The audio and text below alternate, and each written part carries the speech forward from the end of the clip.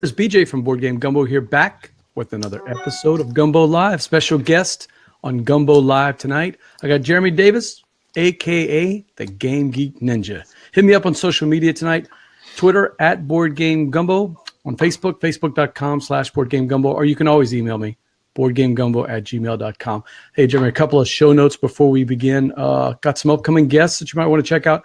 Oscar Valero from the Valero Boys. If you haven't seen that little YouTube group, the Valero Boys, he and his son, Oscar and his son, do a really funny job of going through games, and his kid is so cute.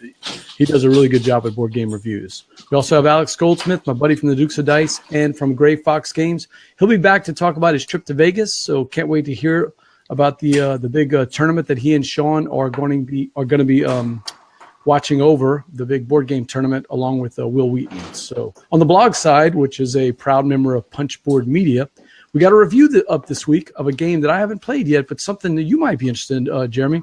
Cable Car, a game from Queen Games that came out a couple of years ago that not a lot of people talk about, but my buddy Jason Dinger breaks it down and says why this is a perfect family game night. All right, enough talk, enough show notes. Let's welcome our special guest. Jeremy, man, long time no see. Hadn't talked to you since Gen Con. Introduce yourself. Yeah, I'm Jeremy. I do my Twitter is Game Geek Ninja, and then I do reviews for games and stuff. But mainly, I'm just in it to be part of the community now. I started off doing reviews and strictly doing that, like every reviewer does. I'm sure to get free games, but Sure. but now it's bigger than that. It's being part of the community and making things good for people. And for real life, I'm a children's librarian. So that's what I do. I've been a librarian for 23 years and play with kids all day. So it's pretty sweet.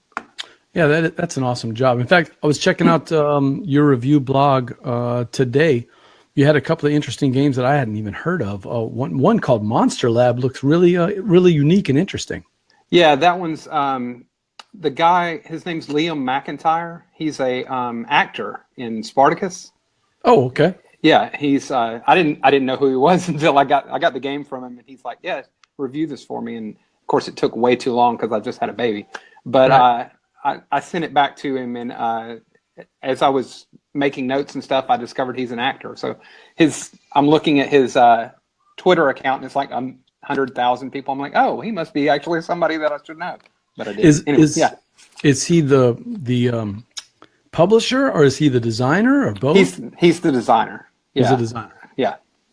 I forget who it's by, who actually published it. I wrote it down, but that's funny. Somebody from Spartacus sent you a game to play. Yeah.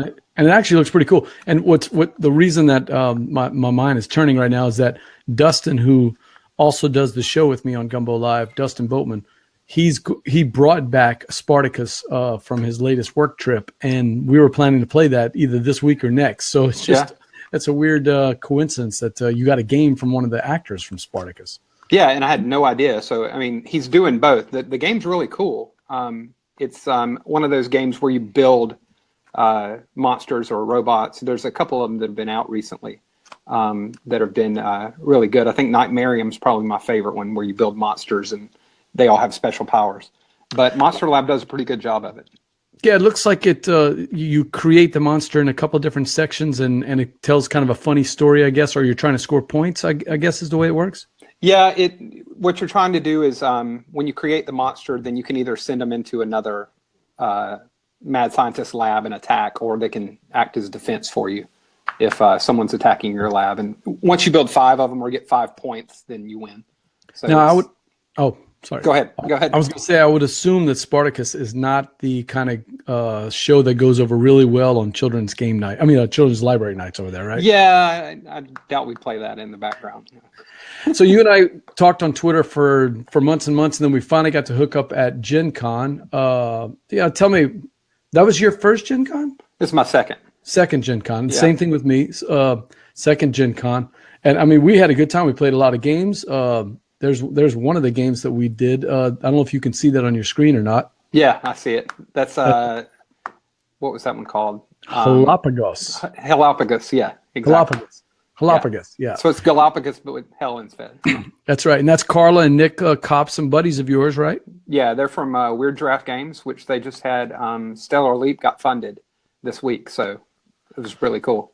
Yeah, I was lucky enough to get Carla on the show about a month or so while the Kickstarter was still going. She is funny and a fantastic guest, man. We had a great time talking. And yeah, she's a lot of fun. You wouldn't know it. She told me, and I'm not saying anything private. She talks about this on Twitter all the time, that it's not one of her favorite things to do is to do publicity or to meet new people.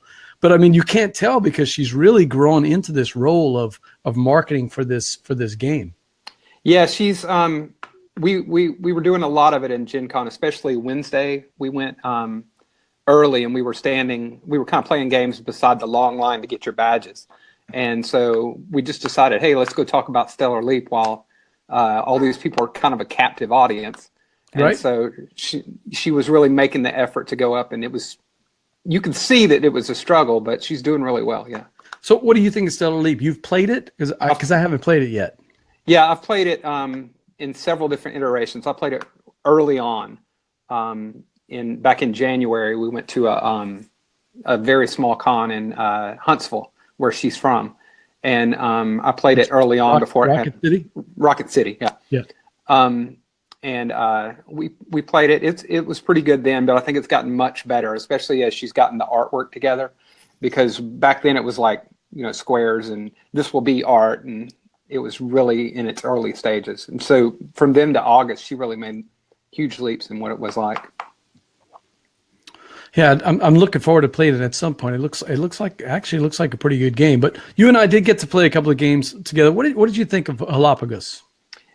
It was pretty good. I don't know that I'd ever have that kind of group get together to play it, because we had 11 people playing. Yeah. And I think that if you had any less than like 9, it probably wouldn't play at all. It was pretty fun. It was an interesting thing, and I still have the cheap sunglasses that they gave me that I keep in my car as emergency ones. But yeah, the yellow one's right there. We got the lays, we got the sunglasses. They had all kind of stuff just going on at that little table. Yeah, it was an interesting time. I'm glad we did it. I don't know that Carla would have done it. Yeah, so do you remember the 4 or 5 of us were sitting around at a table right next to it. That was the Envoy area where they had a bunch of games from the Envoy program. Right. And we were just kind of debating about what game to play. And this young lady walks up to us and say, "Would you like to play a game about a deserted island?" And we all looked at each other like, "Sure." Yeah, well, what's the point of going to Gen Con if you don't try a couple of new things that. So that's one of my favorite things about going to convention, where you leave yourself. I do like to schedule things, and I like to play games. And I like to talk to people like you guys on the internet and schedule things where you can, meet some new people, play some new games. But there's always a joy in something just spontaneous and crazy happening. You know? Yeah. And that was one of those games. Well, and I had been my first year at Gen Con. I was kind of lost. You get there and there's tons of everything, and you're like, I don't know what I'm going to do. This year I had a much better plan as far as meeting up with people that I knew. And like I helped out at North Star. You were helping out at I was at Fireside. You were at Fireside, yeah. Yeah, and you were at North Star, right? Yeah, I helped out at North Star and got that kind of experience, which was different. But is it true you beat the game designer of Happy Salmon at his own game? Is that true? Well, yeah, but the whole point of Happy Salmon was to finish it quickly, and we did it in 21 seconds. So that's pretty. I've played a lot of Happy Salmon. Yeah, and that's a pretty quick score, man. Yeah, well, they were giving out these little patches if you finished it, and okay. So of course, the designer Ken comes up to me, and we've talked a couple times on the internet, and he comes up and he's like, "Hey, I just wanted to actually meet you." And I was like, "Oh yeah, it's great to meet you. Here, have a patch." He's like, "What's it for?" I'm like, "Well, you're supposed to win by doing it under 30 seconds." He's like, "Oh no, I want to win it for real." And so, so him and his buddy that created the game, it's us 2 and 3 more people, and we were like, "Okay, I guess we got to do this." And so 21 seconds. It was pretty fun. What is the story behind the game? Did you ever talk to him about it? No, I didn't. I didn't have a chance to ask him. I know they're in production for doing a Happy Salmon line. They were Okay. doing some. North Star was testing some stuff the night before with different little actions but very similar. So I'm not sure if it would be just like a new pasted on theme to a different Happy Salmon. One was called Goofy Gorilla, I think. Okay. And so they had, instead of the salmon stuff, they had a goofy gorilla, a lion. Sure. It was, but it felt a little pasted on. I tell you, So I am a big fan of one of their games, and that is Wits and Wagers Vegas. yeah, I don't know if you've gotten a chance to play that yet. I haven't played that one yet at all. No. I tell you, I already like Wits and Wagers. Mm-hmm. It's one of my favorite party games, and it's usually pretty easy to bring out with people. But you roll out that mat with the Wits and Wagers Vegas mat, and you start ramping up the betting odds you have all these crazy bets on there, and you have the blind bidding at the very start of the game, start of each round. I've introduced it to a number of different groups, people I didn't even think would like anything to do with trivia games, and their faces light up. They have a great time, and it even went over in my hardcore game group, and that's another group that sometimes surprises me. Happy Salmon went over like a lead balloon, but that game, Wits and Wagers Vegas, and surprisingly, a fake artist goes to New York. 2 games I wouldn't have suspected, but I think the reason is it's colorful and it's fun and it's quick, but it also has some things that appeal to gamers. Yeah. I had the same experience with Happy Salmon in my group. I've got a couple of guys who are like, yeah, that's okay. But one of my friends, the guy that came with me to Gen Con, Bob, every time that comes out, he's like, I'll be over here. Right. I'll be in the car. He's had enough Happy Salmon. Yeah, he's not. It goes over well with my scout group. Yeah. We'll bring it out on scout campouts or something. If we had a camp in when we went to kayaking over in Mississippi this summer, and it's really, as you well know, it's really hot in the South. We don't do a lot of tent camping in the middle of July, unlike people up north. So we were in a church, and man, break out Happy Salmon, break out a couple of games like that, and the guys they go to town with it. Yeah, we just started our game group for younger kids at the library. We've only done one so far. We're going to make it every other month.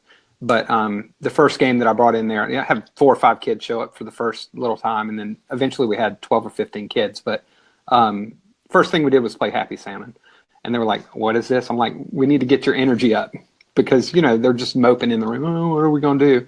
And then you play Happy Salmon and you've got them after about 2 minutes. So you hit the nail on the head. That's the time I break out Happy Salmon, the very start of it. And then after that, they can go play other games. But there was another game we played at Gen Con. Let's see if you remember this one. Pick a polar bear? Yeah. That was with, I don't remember his name. It was the guy who played the Kaiju game with us first, and then we played that afterwards, right? What did you think of this one? That one I like. I actually owned it and had never played it.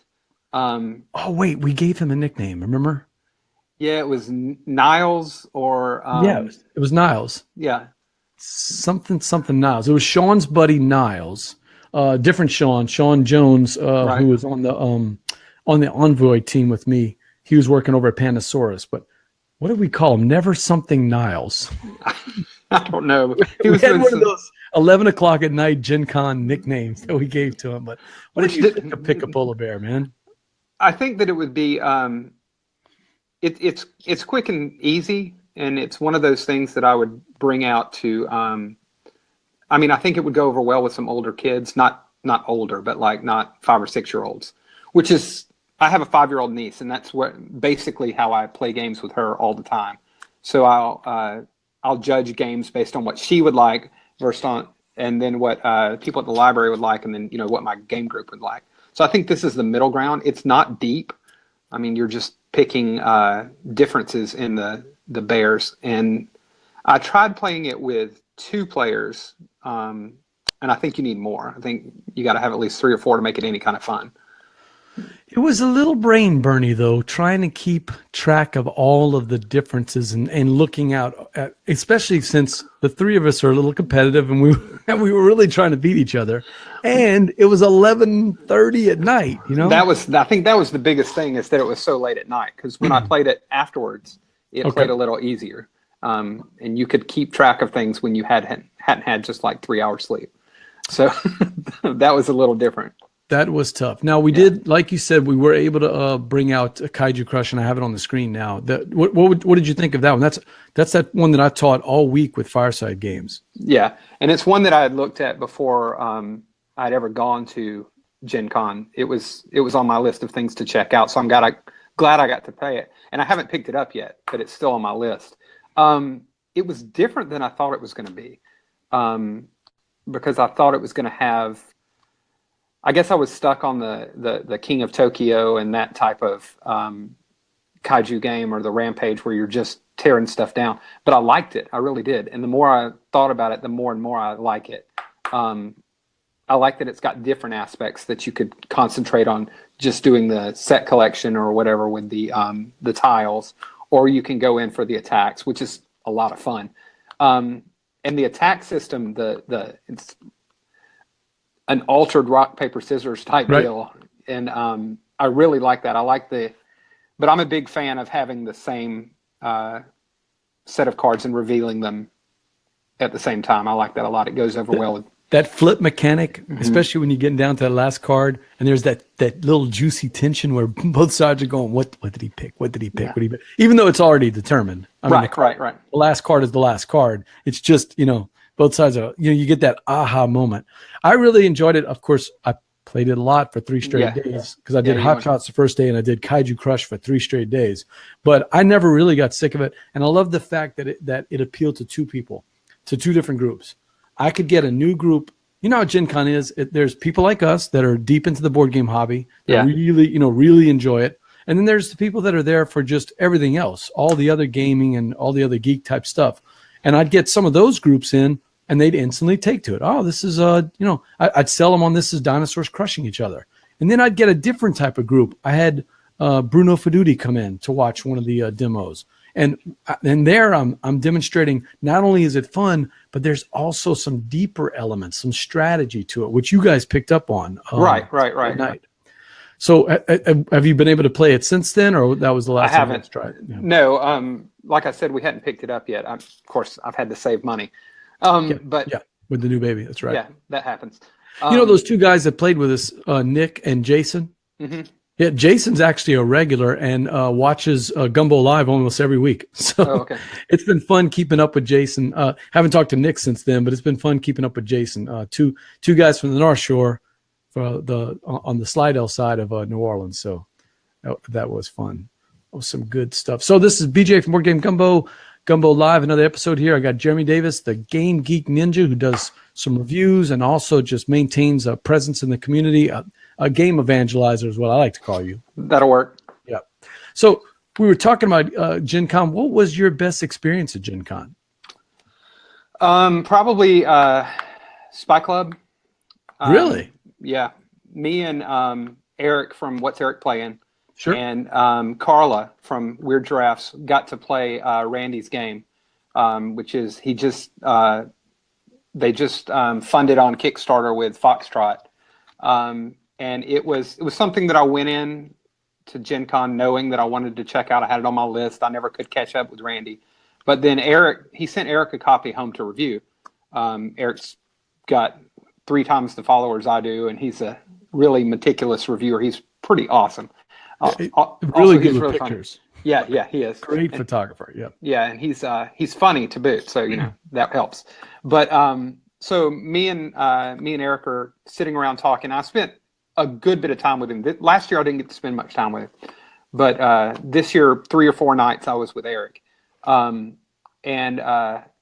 so we're sitting around, and he says, "Well, I really need to get a play in of this Spy Club," and I keep wanting to call it Spy Camp each time I talk about it, but he said, "I really need to get a play in." I was like, "Well, we can play it tonight." He said, "Okay, well, as long as we start it by about 11:30, we should be good." And I said, "Okay, well, I've been going to bed about 2:00. That shouldn't be a problem." Turns out he needed to play all 5 games of one campaign. Holy cow. So we started about 11 o'clock and we finished about 2:30 Saturday night. And that was a lot. And by the end of it, we were like, okay, I'm not sure my brain's working. Is this how it's supposed to work again? We were losing it as we went. But it's such an interesting game. It takes the mechanics of like Betrayal, House on the Hill. Okay. So where you, have you played it at all? I have not played Spy Club. Okay. Yeah, but I played Betrayal many times. Yeah. Right. So you finish up one particular game of Spy Club, and then you figure out which part of the mystery that you've solved or the great crime that's happening in your small town. So you can have your suspects or your the crime they committed, the reason, their motive, where it happened, and what item they used to commit the crime. So we were having somebody had stolen a board game piece at the museum to I forget the motive was hunger, and it was the school troublemaker. So you pick one of those at the end that you think is most representative of what you would like the crime to be. It's kind of arbitrary what you pick, but so you pick one, and then you look in this little book like Betrayal, and it says, okay, you've picked the troublemaker. Now read paragraph 83, 57, and 22. And you do them in that order, and it actually changes the game. Oh. So it'll change the mechanics of the game. It'll bring out little sheets that you have to keep up with. I don't want to say too much because I don't want to give it away. Sure. But it's so it kind of combines Betrayal with a little bit of Time Stories, because you are actually changing the game as you go, and your game experience changes depending on the choices that you make. It's not as random as Betrayal, because Betrayal, whatever card you pull in whatever room you pull, and that's who the haunt starts. Right. So you have a little bit more control of it, but it's the same type of mechanic. And I fell in love with it. I backed it immediately when it came on. I did a review for Randy without even having a copy of the game. I just was like, I wrote up my experience at Gen Con, and it was that's probably my favorite part. Yeah. Oh, that sounds good. That sounds like a really good game. Some interesting mechanics there. BJ from Board Game Gumbo here. Gumbo Live. I have Jeremy Davis, proud member of Punchboard Media. We've got our buddy Steve ORourke, who's watching tonight. I don't know if you know Steve yet, but Steve's a big fan of Dukes of Dice, and he comes every week and tries to chime in with the guests. So he may have a question or two for you. Sure. So get ready for that if he's got any. So we were talking about best game experiences since Gen Con. You were talking about Spy Club. I did see it on Kickstarter. I ran out of time and wasn't able to back it. I mean, really trying to back everything on Kickstarter, I would have to get a third job, I think. Oh, well, I'm there with you. Yeah. What's been the best game that you've played since Gen Con? I know you have a new baby. Yeah. Have you had time to do any gaming since Gen Con? Once or twice. And I don't know if I've played anything new. Well, I'll tell you what the best thing I have. It doesn't have to be new. What's the best game experience you've had? Because mine is not new, I'll tell you that. No. My favorite thing that I've played since Gen Con is probably Century. It's Century Spice Road, but sure. I got the Golem edition. Have you seen this one? I got to play it at Gen Con. Yeah, I love it. And I picked that up. It's just so simple and an easy game to introduce to people. So I like that one. I'm trying to think of other things that I've played since then that were you played memorable. Both versions? No, I've just played the Golem version. James from Druid City was raving about it. And he lives just down the road from me. I haven't played it with him, but he was talking about how great it was, and that there was if you had a chance to get that one versus the other one. And so I found it on their website, on Plan B Games website, and they sent it to me. So that was pretty cool. And Steve says congratulations, by the way, on the new edition there. Oh, thanks, Steve. I know that's more important than playing board games, but I'll tell you, I played them both. They're the exact same game. But if I was buying one, you bought the right one. I like the artwork better, and I just like it. Just seems like the theme works better on the Golem edition. Yeah, it was the artwork that sold me. The Spice one has the cubes, right? It does. You've got the little plastic gems. I've got the gems. Yeah. I mean, I would play either game because it's simple. people keep calling it a Splendor killer. I mean, I'm not a big fan of Splendor. I'll play it if it's on the table. But I really took to the artwork. It kind of reminded me, doesn't remind me of the gameplay, but it reminded me of the, I played Mystic Vale when I got home. Have you played Mystic Vale? I haven't. Last Gen Con, they played it next to us while we were learning Emotep. So some of the other Gumbo guys. And I watched it. That's the card crafting one where you're sliding stuff in and out, right? It is. It's a little too complicated for its own good. It felt that way when I first played it, but I really, really took to it. I've played it 3 times now, and the more I play it, the more I like it. Oh, but it's another one of those that who cares what the theme is? You could just put whatever you wanted, and you could be crafting dinosaurs, and it wouldn't matter because you're just +1 here, ±1 here, and you're just getting points to create things. But I really had a good time last time. That's the other thing I played the other time I went to my game group since I got back. So that one was a lot of fun. Yep, I like it. BJ from Board Game Gumbo live here with Jeremy Davis, the Game Geek Ninja. Jeremy, you've got this background in library science, and you're the librarian over there at the Hoover Library, isn't that right? Yeah, I'm the children's librarian. Children's librarian. So you've had some experience. I know one of the cool things about libraries is that at least most of them start these game club nights or game nights, maybe not geared toward the deep hobbyist, but a great way to evangelize the hobby and to bring in new people, right? Yeah.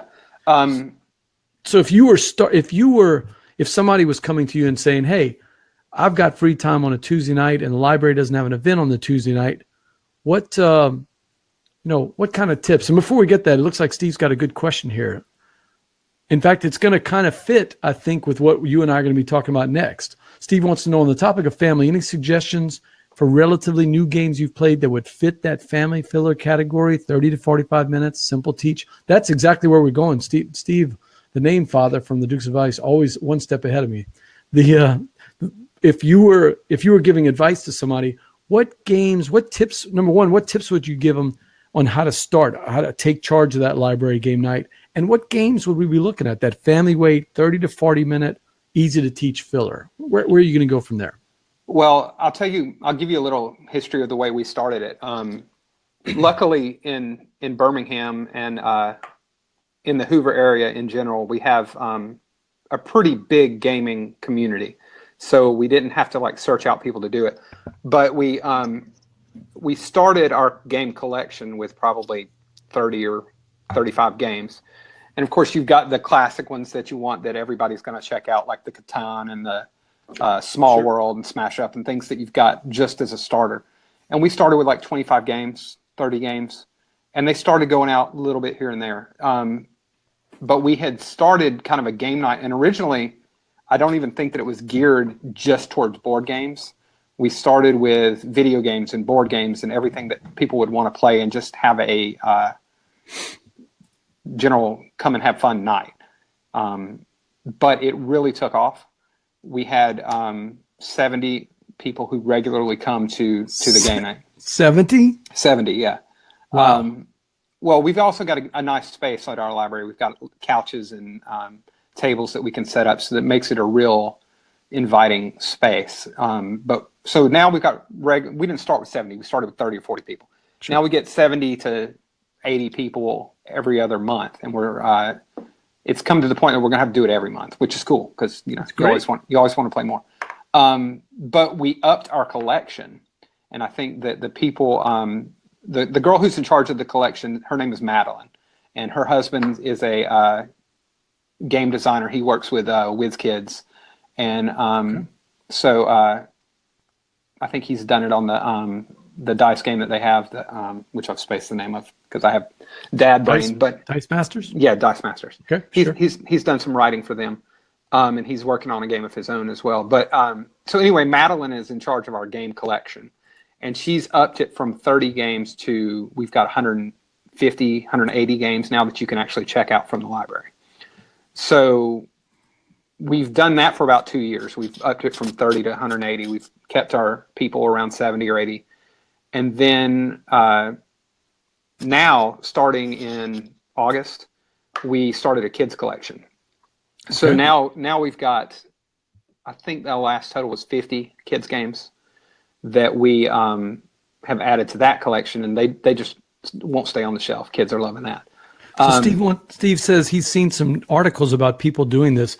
Is a lending library? Yeah, Is it a yeah. lending library for taking home or just for using at the library?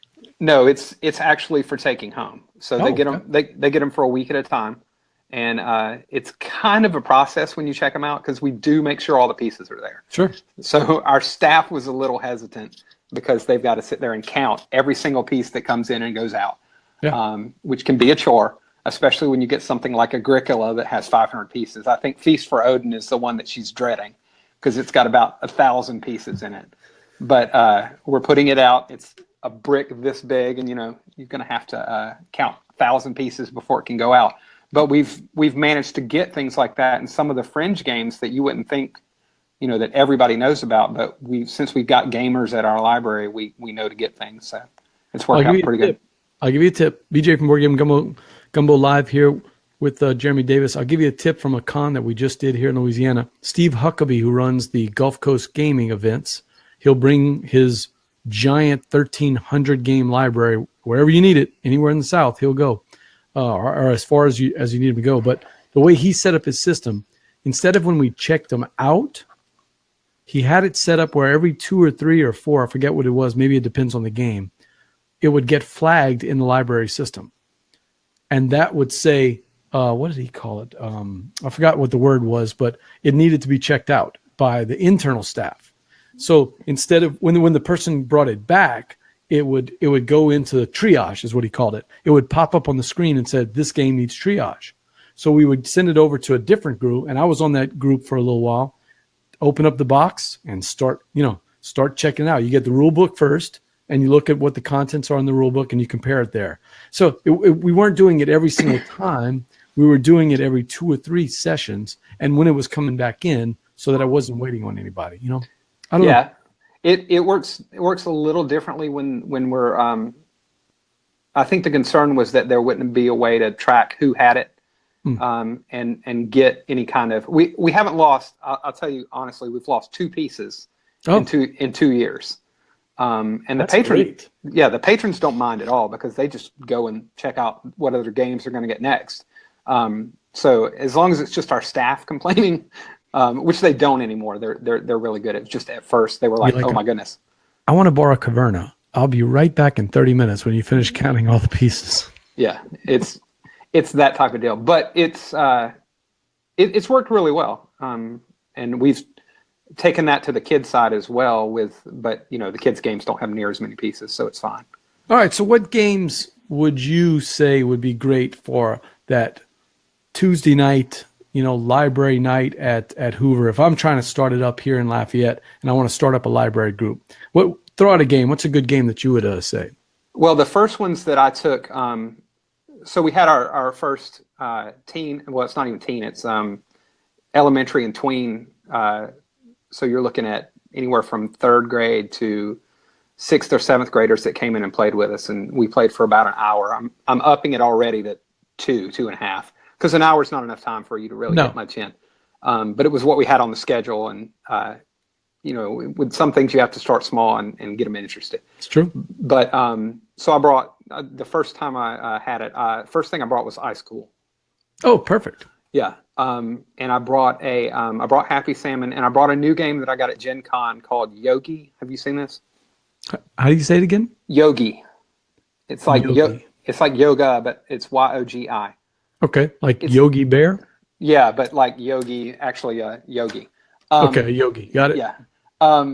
And it's one of those where it tells you what to do. So you pull a card and it says, oh, this card has to sit behind your ear the rest of the game. Okay. It's like, oh, now you pull another card. It's like your right arm must be higher than your left wrist. And it puts you in crazy positions. Okay. And the kids went nuts for it. Some of the kids, that's all they played the whole hour. So Yogi. Yeah, it's just a little green. I could go get it, but I'd have to get up and run. Who makes it? Any idea? Yes, it's Gizmodo. I could look it up.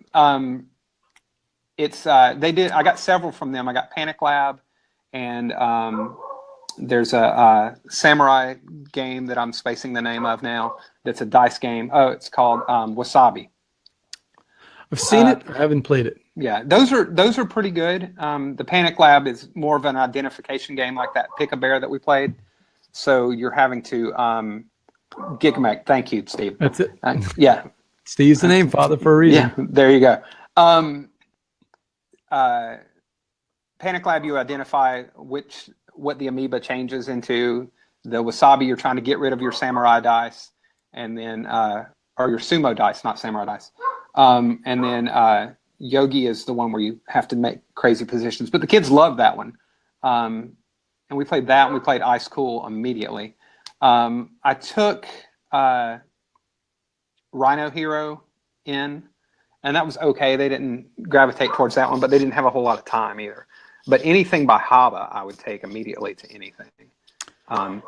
I was thinking of games. I think the first thing that I would think of, and you and I will go back and forth with different games.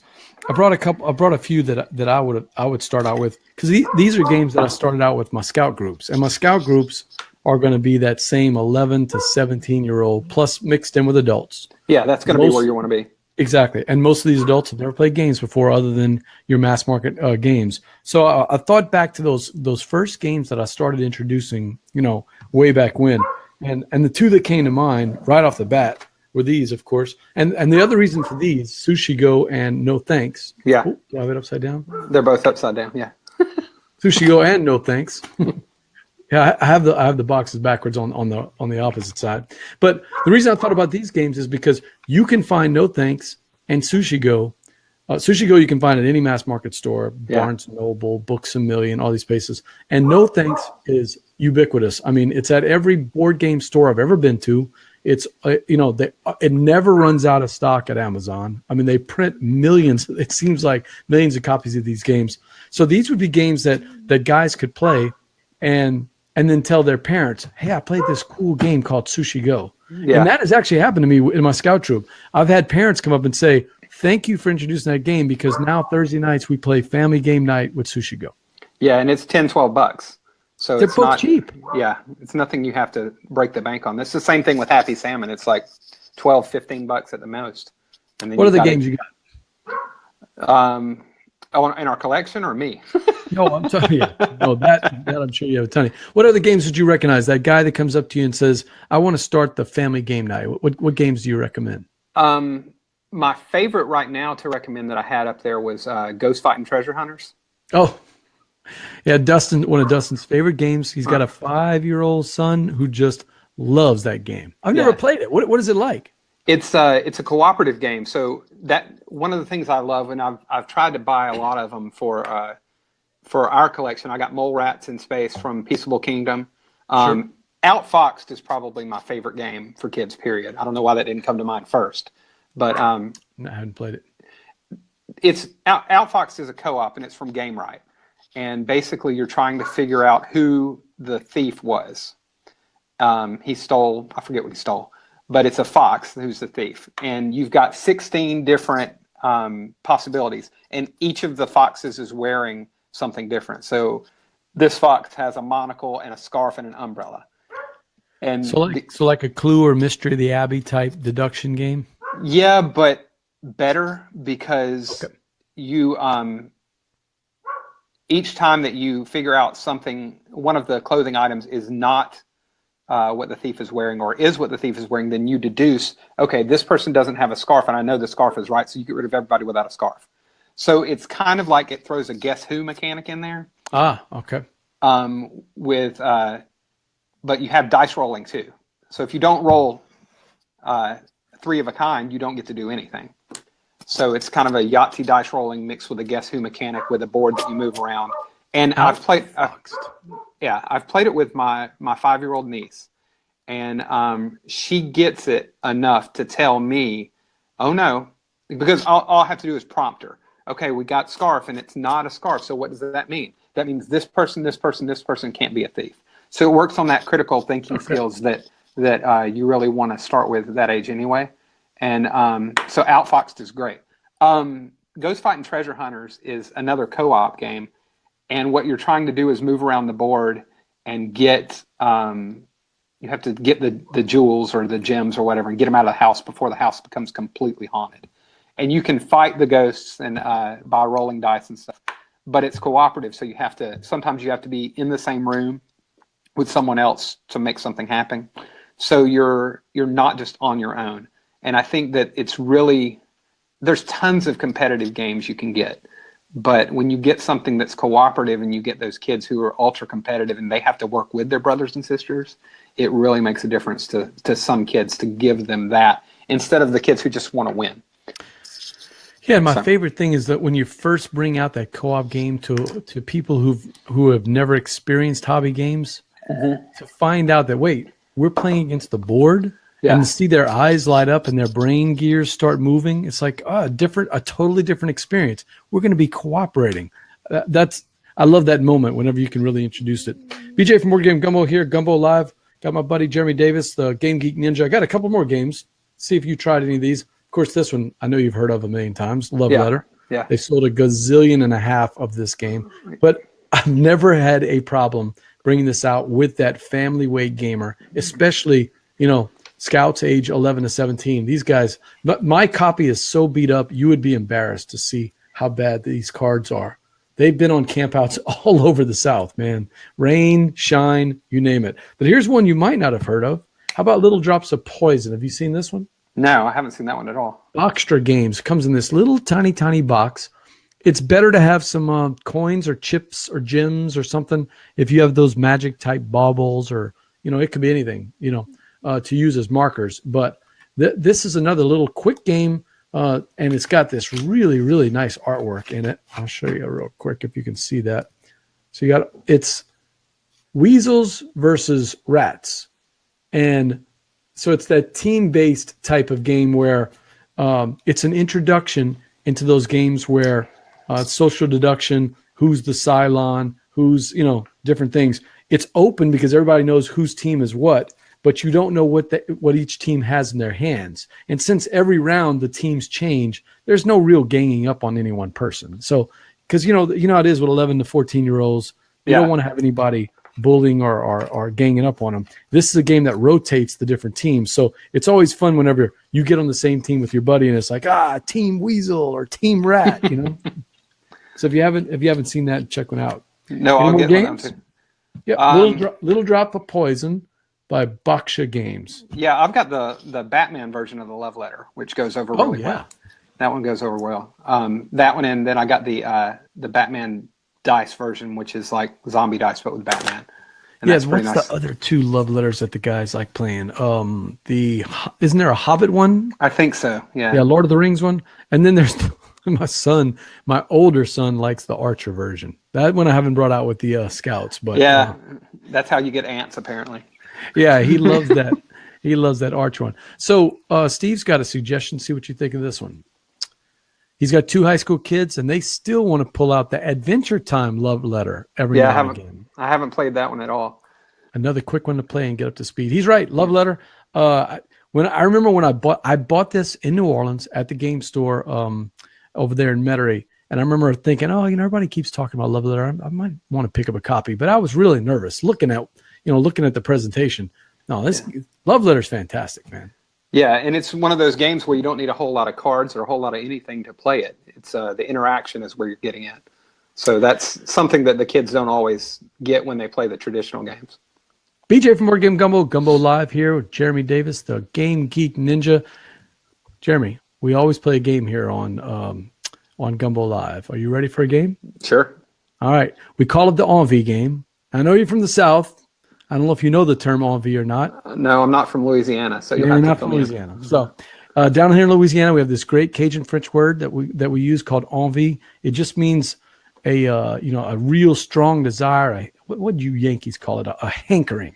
Yankees. I'm a Yankee because I'm from hankering. You're from Alabama. You're from North. You're from Birmingham. That's like the North, man. That's fantastic. No, I'm just picking. But outside, I'll tell you a quick story.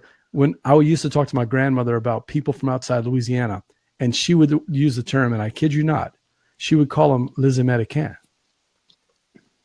which is French, Cajun French for the Americans. And I'd look at my mom and I'd go, Mama, you are American. Well, you know what I mean, the Yankees, Yeah. but her term and her family's term for Yankees were the Americans because they had been Cajun so long, Anyway, it's an old story, but That's pretty fun. So Envie, it's that strong desire. Don't tell me what the game is because I'm going to try to figure it out. I'm going to guess. I'm going to ask you a series of questions to try to figure it out. The only thing I ask is, look, Alex Goldsmith came out with some kind of McDonald's French fry game or something like that. We're never going to get that, but maybe along the lines of the theme that we're talking about tonight. What's a game that you've got? If we shut the broadcast down right now, and you could just pick anybody to play with, what game would you play? Either in your collection, out of your collection, but hopefully within the theme of tonight, or Steve and I are going to do a bad job of picking this game. You ready? I'm trying to figure out which one would be good because I've got. To be honest with you, I mean that's half my collection now is kids games and family games type that because of my niece and because I got her interested into it. So I've got crazy games that you might not have even heard of or they're out of print. It doesn't have to be a family game. It could be, right now you've been busy with the baby. You haven't had time for gaming. If you could get Carla and Nick and me and Eric, 5 of us together right now, and we said, it's your night, you pick the game, and don't even worry about whether we like it or not. We're going to play it. You got a game? I've got one that I haven't played in a long time that I love, but let's do it. It's not really a family game. It doesn't have to be. Okay, sure. Steve says, bring it. All right, that works. Let's see what we got. All right, so first off, I always ask, is it a competitive or cooperative game? This one would be competitive. That surprises me because I would have thought you would have said a cooperative game because I know you do like those. I do love a cooperative game. This is one that I haven't gotten to the table, but maybe twice, and I really like everything about it. And so it's one that I know hardcore gamers would play. Whether it just depends. You know how you have games that your group will play one time and they're like, okay, that was all right, and then you don't get it back to the table for a while. This is where that one sits right now. So. Anyway. Yeah, you know what a game is for me? And I liked it. I gave it a 3 out of 6 on the Dukes of Dice scale. The Networks. I love the theme. Mm-hmm. I liked the jokes, but my game group was like, yeah, we played it. Yeah. And we've never gotten it back to the table again. Yeah. It's one I would play. Yeah. I finally got to meet Gil at Gen Con too, so that was pretty cool. He's a nice guy. I like him. He's friends with Tony. Bearded Rogue, who I hung out with a good bit. So I finally got to meet him and Daniel. Anyway, that's off topic now. Name dropper. No, but I do like Gil. Gil was working right next to us when I was at Dice Star Con at Stronghold. So, all right. So next question. Is it American design or a European designer? What are we talking about? I'd have to check. Mm-hmm. Yeah. I'd have to look and see. Ask me a different question. All right. We'll work on that while you're doing. Is it, you talked about having it for a while. So has it come out recently in the last 3 years? It was Gen Con last year. It came out at Gen Con last year? Yeah. That's where I picked it up. Interesting. Came out at Gen Con last year. Is it a legacy game? No, not a legacy game. No, because it's not Seafall. No, yeah, which I still haven't played Seafall because I got such crummy reviews that I can't get my group to get behind that one. Yeah, we're the same with us. Yeah. I'm finally going to force it to be played because I want to get it played. I think we're going to play with only 3 people because I've been told by numerous people 4 players is just too much. So we're going to try it with 3. Is it a space theme game? No. Okay. What are you going to say about Seafall? Well, I was going to say if I'm going to put a legacy or any type of you could probably play it in under an hour. If I was going to play a legacy type game right now or something even that's campaign oriented, I'd probably try to get near and far to the table. But we still haven't played that one either. No, I've played that one probably 5 or 6 times now. So I've got about half the map book done. All with different groups, by the way. I don't play it as a campaign game. I haven't done that yet. Just a different, when we have our Gumbo game night, whoever's there, we break it out and we play it. Although I've only played it once since Tom spilled water on it. So Tom Fassel spilled water on it at Dice Tower Con. I've only played it once since then. But all right, so not a legacy game. Steve, it came out at Gen Con last year under an hour, and it's a competitive game. Yeah. Have you been able to figure out if it's American or European? No? Oh, I didn't look. No? It's way over there. All right. Let's see. Is it card-based or board game-based? Not board game. I mean board-based. It's board-based, yeah. It's got a board to it. I hope I didn't make a obscure one for you. Oh, I lose this game almost every week. So That's right. if you win, you realize that there's I don't know how many 90,000 games now on the BGG website. So it's tough to win this game. Well, yeah, I could narrow it down to my 350 that I've got or so, but that's right. Does it have any miniatures? No. No miniatures. Okay. Came out last year. I was thinking that it was Terraforming Mars, but you said no space theme, so it couldn't be that. It's definitely not American designer. Oh, it's not an American designer. No. Okay.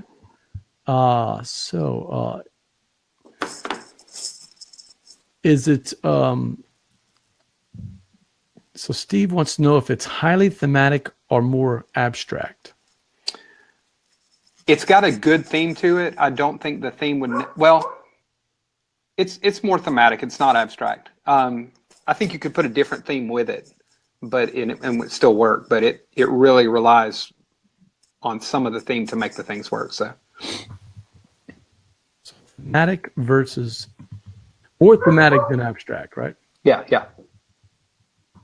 Okay. Not a space theme. Does it have a fantasy theme? No.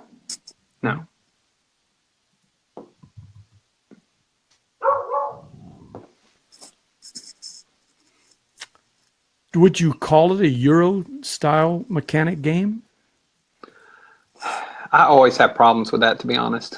Okay. I probably wouldn't. I mean, it's not just. If it's a Amerithrash, it's going to have a lot of chaos, super thematic. Luck is going to play an important part in it. There's a lot more player direct conflict rather than just your typical. I mean, Ticket to Ride doesn't have player conflict. Yeah. But it has that ability to block each other. So it's kind of that passive aggressive. It's definitely got a lot of that. Not too much. I mean, that's not the whole point of it. But you're directly influencing each other, and you're not collecting things and spending them on others. And it doesn't have that farming aspect or any of that jazz that goes with some of those. So it's got a little bit of player conflict. Yeah. But more passive aggressive. Yes, because things you do directly affect other players, but you're not directly attacking them or things like that. Okay. I may have chosen one that's just crazy for you. So no, it's all good. Has it in the last year? Has it won any awards? It was just in my top 5, but it didn't win any actual awards. And it did just. I'll give you a tiny hint. It came out with a expansion. Came out this year at Gen Con. I can give you more hints if you want, but no, we'll get to that. That kind of helps me out a little bit. What? A game that had an expansion at Gen Con. And I haven't picked up the expansion yet, but I'm sure it just adds more of the same. I don't think it changes anything. Man, there's a game on the tip of my tongue, and I'm trying to think if you and I talked about your top 5 games last year. I don't think we did. But Ice Cool would have been in it, but Ice Cool's not it. Yeah, it's not Ice Cool then, huh? Yeah, we're trying to figure out what that mechanic would be. Is it money based? No, it's you're placing. Well, it's hard to. You're placing tiles, little cardboard tiles, and claiming different areas, but it's not. So it's got a little bit of area control with it, and it's. I don't think Ethnos has an expansion, so it wouldn't be that. No, I haven't played Ethnos yet, actually. I know y'all were talking about it when we were at Gen Con. Yeah, I like it a lot. I think the board is ugly as sin, and I can't stand the little pieces. The pieces are just drive me crazy. But the game itself, I mean, you know, it's a great game. It's rummy on steroids, but still a great game. Stalling here. Let me see. And it's been announced with an expansion. That's what's. Yeah, but it's not that. It would definitely be a sleeper. It would definitely be something that I'd have to convince some. Well, I wouldn't have to convince gamers to play it because I could just say, "Let's try this." But it's not one that people really were talking about a whole lot, even at Gen Con last year. So it kind of flew under the radar a little bit? I think so, but it was one that I was already ahead of. And then when I laid my hands on it, I actually got to test it out at last year's Gen Con, and I bought it immediately. Of course, I was also in the new Gen Con. Oh, I must have everything that I play. So last year I spent $300, and this year I spent $70. So. Oh, wow. Yeah, you were the cult of the new last year then, huh? Yeah, definitely. Yeah, that can be rough. Yeah. So, and you said there's no money in the game at all? No, I don't think there's any money at all. Because you get tiles and you claim other ones, and the tiles are characters that you claim and then use for other things. You may not have even seen it. It may be one that we just need to drive down to Louisiana and let you play. Yeah, we may have to do that. We have to meet up. Yeah, I did send you a map. Yeah. It just said 8.5, 9 hours away. So what game was it you wanted to play? I was like, hey, here's the map. Oh, I don't even know. I don't think it was Delve. It was what was it, man? It was something you were interested in. It was 2 weeks ago in my dad brain, so there's no telling. Steve's got an idea, but New York 1901 did not come out of Gen Con last year. It came out of Gen Con 3 years ago. And it is not, the expansion has never gone to market, to the chagrin of my buddy Chenier, who designed the game, Chenier LaSalle. He's got a great one. Yeah, tiles as characters make it wrong. That's right, Steve. Oh, I like that hint, though. Tiles as characters. Let's see. It's not Delve, because Delve did not come out of Gen Con last year at all. That was straight to Kickstarter. Boy. Let's see. I got a few questions left here. Some of them you've kind of already... yeah, it's not IP based. There's no IP that's associated with it, right? Mm-mm. Yeah, I didn't think so. Is it still in print? I'm assuming since they just did the expansion that you can still get it. But yeah, I mean, I could still get it on Amazon. I don't know. But see, we don't have a very big local gaming store anymore at ours. We've got, I think, one game store. And they're more Magic and miniature based store, so they don't do as many board games. So I don't think I could get it there. Is it an American publisher? Yes. It is an American publisher. Yeah. Is it Stronghold, the publisher? Yeah. Ah, okay. Now we're getting somewhere. Let's see. Yeah. I was waiting on you to get and ask if it was Bonacore, but I should have. I should have come right. Should have come right with the Bonacore. Oh, see, now this is gonna. I'm telling you, I'm not kidding. Your hints are right around what I'm thinking. So now I just got to get through all of Bonacore's releases, because I know this is right on the tip of my tongue. So they just announced well, it's not Alone, because that's not board game based. No, and I still haven't played that one yet. I was down at Tuscaloosa and watching James play it, but I didn't get to play it. Oh, I love Not Alone, and they just announced an expansion, but it wasn't a Gen Con. So Steve Bonacore had an expansion at this Gen Con for this game? Yeah, but it was I think it was $30, and I passed on it because I could wait. So it's not a huge expansion to it. And there wasn't a whole lot of hype around it either. So, man, I should know this one. This is gonna drive me crazy. You haven't played it yet. You haven't played it, so I mean, You think I haven't played it? If you don't have it by now, probably not. But if you have, I mean, I don't know. I think Steve's got it. Steve's got it. Well, Steve's got a computer. I think Steve. No, Steve plays this straight. The name father knows what he's doing. Yeah. City of Spies, Estoril. Yeah. And the new expansion did come out of Gen Con, but you're right. There was not a lot of fanfare. Oh, look, there's Dave Dugat checking in. And he said City of Spies also. Yep. Hey, Dave. Uh-huh. Wow. Yeah, Dave was at Gen Con. I think you met Dave at Gen Con, maybe? Yeah, I think so. Yeah. Dave's just throwing out names. No, Dave, it's not Stronghold. It's definitely City of Spies. Good job, name father. Dang it, that's like his second win now. I'll never catch up to him. That's another good win for Steve picking up. I know he does play this straight. He just thinks about the clues that you give him. So City of Spies, Estoril, 1941, I think is the official name or something like that. Yeah, 41 or 42. And Steve said your hint about the characters was I'm sorry, I'm laughing. It's this Alex Goldsmith. No, it's not McDonald's the board game. It's definitely McDonald's the board game. No, it's not McDonald's board game. It's definitely Bonacore. I'm just waiting for Gray Fox Games to come out with a McDonald's the board game, and then Alex can have the last laugh. So thank you, Alex, and thank you, Steve and Dave and Alex and everybody else who played the Envie game.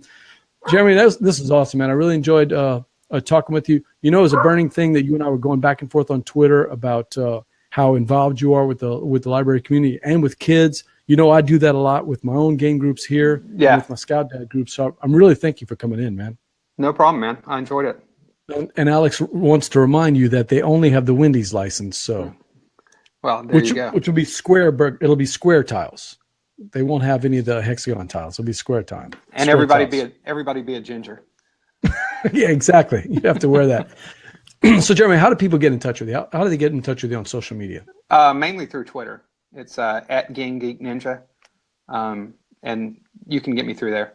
That's the easiest way. My website's good. It's not good. It's okay, but it holds my thoughts. But the Twitter's where I'm active. If you don't take this personally, the content on your website, and I love reading your reviews. The website itself looks like 1986 is going to be a great year for that website. It does. Exactly looks like that. Your web skills are about as good as mine, I think. They're awful. I got a friend of mine to make it for me, and I asked him, hey, can we tweak this and tweak that? And he's like, sure. And yeah, it really hasn't happened. So like I said, it's mainly just holds the words. Stick to Twitter, right? Yeah. Stick to Twitter. It's much better. I really enjoy you coming in, and hopefully we can do this again. I'm BJ from Board Game Gumbo. This has been Gumbo Live here on a Tuesday. You can always reach me at Board Game Gumbo on Twitter. And Jeremy, until next time, laissez le bon temps rouler. Thanks, man. We'll see you then. We'll check you later. Bye-bye. All right.